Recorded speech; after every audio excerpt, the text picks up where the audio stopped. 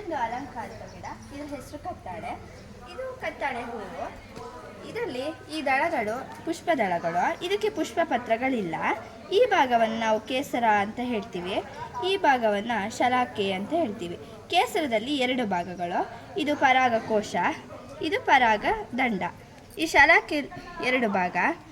ಒಂದು ಶಲಾಕಾಗ್ರ, ಈ ಟ್ಯೂಬನ್ನು ಶಲಾಕೆ ನಳಿಕೆ ಅಂತ ಹೇಳ್ತೀವಿ. ಹಾಗೆ ಇದು ಅಂಡಾಶಯ, ಈ ಭಾಗವನ್ನು ಅಂಡಾಶಯ ಅಂತ ಹೇಳ್ತೀವಿ. ಈ ಅಂಡಾಶಯದೊಳಗೆ ಅಂಡಕಗಳನ್ನು ಕಾಣ್ಬೋದು. ಸಣ್ಣ ಸಣ್ಣ ಅಂಡಕ ಇದೆಯಾ? ಸಣ್ಣ ಸಣ್ಣ ಅಂಡಕಗಳಿವೆ.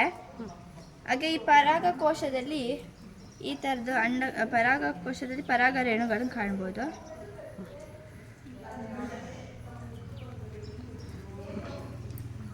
ದ್ವಿಲಿಂಗಿ ಹೂವಾಗಿದೆ. ಹೂವು ನಾವು ಇದರಲ್ಲಿ ಏನೇನು ನೋಡ್ಬೋದು ಅಂದರೆ, ಇದರಲ್ಲಿ ಹೂವಿನಲ್ಲಿ ಇರಬೇಕಾದಂಥ ಮುಖ್ಯ 4 ಭಾಗಗಳನ್ನು ನೋಡ್ಬೋದು.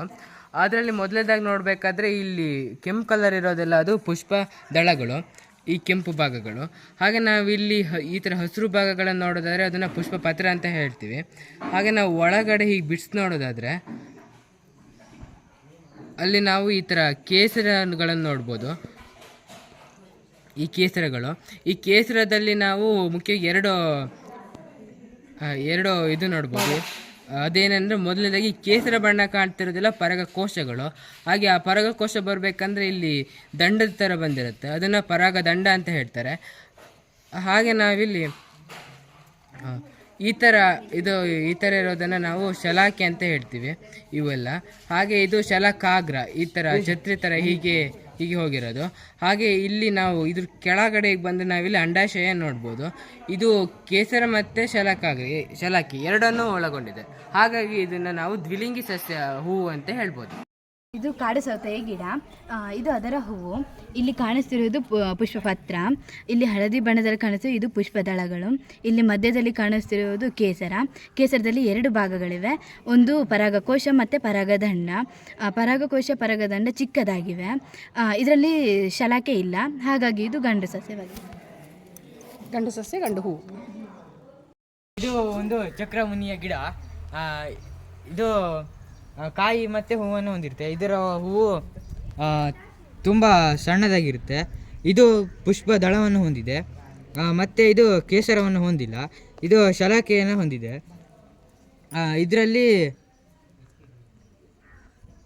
ಇದರ ಕೆಳಭಾಗದ ಅಂಡಾಶಯ ಇಷ್ಟು ಸಣ್ಣ ಇರುತ್ತೆ ಮತ್ತು ಇದರ ಶಲಾಕೆಯ ನಳಿಕೆಯನ್ನು ನೋಡಲು ಆಗುವುದಿಲ್ಲ. ಮತ್ತು ಇದು ಕೇಸರವನ್ನು ಹೊಂದಿರುವುದಿಲ್ಲ, ಹಾಗಾಗಿ ಇದು ಹೆಣ್ಣು ಹೂವು. ಮತ್ತು ಇದು ನೋಡಲು ತುಂಬ ಸಣ್ಣದಾಗಿರುತ್ತೆ. ಇದು ಅಲಂಕಾರಿಕ ಮಲ್ಲಿಗೆ ಹೂವು. ಇದು ಪುಷ್ಪಪತ್ರ, ಪುಷ್ಪದಳ, ಶಲಾಕೆ, ಕೇಸರ. ಶಲಾಕೆಯಲ್ಲಿ 3 ಭಾಗಗಳು: ಶಲಾಕಾಗ್ರ, ಶಲಾಕ ನಳಿಕೆ, ಅಂಡಾಶಯ. ಕೇಸರದಲ್ಲಿ 2 ಭಾಗಗಳು: ಪರಾಗದಂಡ, ಪರಾಗಕೋಶ. ಇದು ಕೇಸರ ಮತ್ತು ಶಲಾಕೆಯನ್ನು ಹೊಂದಿರುವುದರಿಂದ ಇದು ದ್ವಿಲಿಂಗಿ. ಒಂದು ದತ್ತೂರಿ ಹೂವು. ಇಲ್ಲಿರುವುದು ಪುಷ್ಪಪತ್ರ. ಇದು ಪುಷ್ಪದಳ. ಇದರಲ್ಲಿ ಬಿಡಿಸಿದ್ರೆ ಒಳಗಡೆ ಕೇಸರ ಇದೆ. ಇಲ್ಲಿ 5 ಕೇಸರ ಇದೆ. ಈ ಕೇಸರದಲ್ಲಿ ಇದು ಮೇಲಿರೋದು ಪರಾಗಕೋಶ, ಇಲ್ಲಿ ಕೆಳಗಿರೋದು ಇದು ಪರಾಗದಂಡ, ಇದು ಶಲಾಕೆ. ಇಲ್ಲಿ ಮೇಲ್ ಕಾಣ್ತಿರೋದು ಇದು ಶಲಾಕಾಗ್ರ. ಇಲ್ಲಿರುವುದು ಶಲಾಕ ನಳಿಕೆ. ಮತ್ತು ಇಲ್ಲಿ ನೋಡಿದ್ರೆ ಇಲ್ಲಿ ಅಂಡಾಶಯವಿರುತ್ತೆ. ಅಂಡಾಶಯ.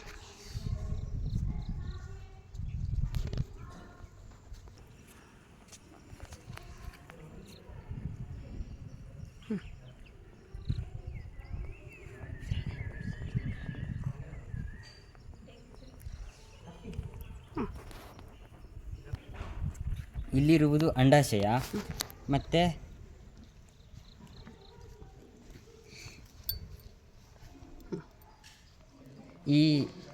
ಇಲ್ಲಿ ಕೇಸರ ಇದೆಯಲ್ಲ, ಇದರಲ್ಲಿ ಈ ಸಣ್ಣಕ್ಕೆ ಬತ್ತಿರುವುದು ಪರಾಗ ರೇಣು. ಇದು ಕಾಡು ಬಳ್ಳಿಗಳಲ್ಲಿ ಕಂಡುಬರುವಂಥ ಹೂವು ಐಪೋನಿಯಾ. ಇದು ಫಸ್ಟ್ನೇದಾಗಿ ಇಲ್ಲಿ ಪುಷ್ಪ ಪತ್ರವಿರುತ್ತದೆ. ಇಲ್ಲಿ ನೀಲಿ ಕಲರಲ್ಲಿ ಕಾಣಿಸ್ತಿರೋದು ಪುಷ್ಪದಳ. ಇಲ್ಲಿ ಒಳಗಡೆ ನೋಡೋದಾದರೆ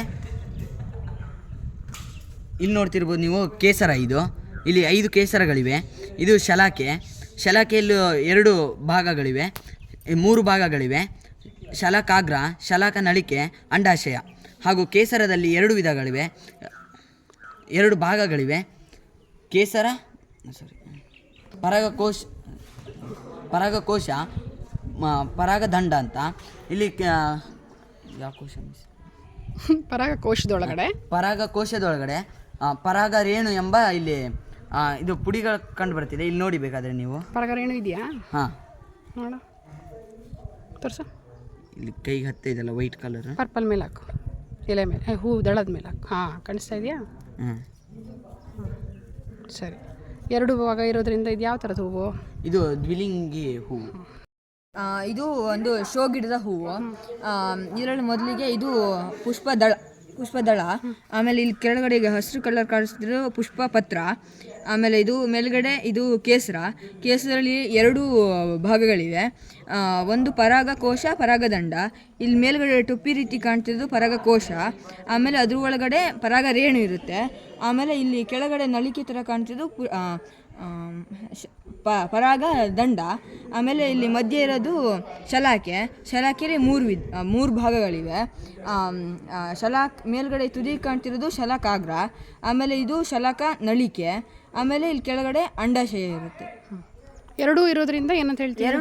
ಇದೆರಡು ಇರುವುದರಿಂದ ಇದನ್ನು ದ್ವಿಲಿಂಗಿ ಸಸ್ಯ ಅಂತ ಕರಿತೀವಿ. ದ್ವಿಲಿಂಗಿ ಹೂವು ಅಂತ ಕರಿತೀವಿ. ರಾಜಕಮಲಿನ ಒಂದು ಪುಷ್ಪಮಂಜರಿ. ಇದರಲ್ಲಿ ಸುಮಾರು ಹೂಗಳಿವೆ. ನಾನು ಇದರಲ್ಲಿ ಯಾವುದಾದ್ರೂ ಒಂದು ತೆಗೆದು ತೋರಿಸ್ತೀನಿ. ಇದು ಪುಷ್ಪದಳ. ಯಾವ ಬಣ್ಣ ಕಾಣ್ತಾ ಇದೆ?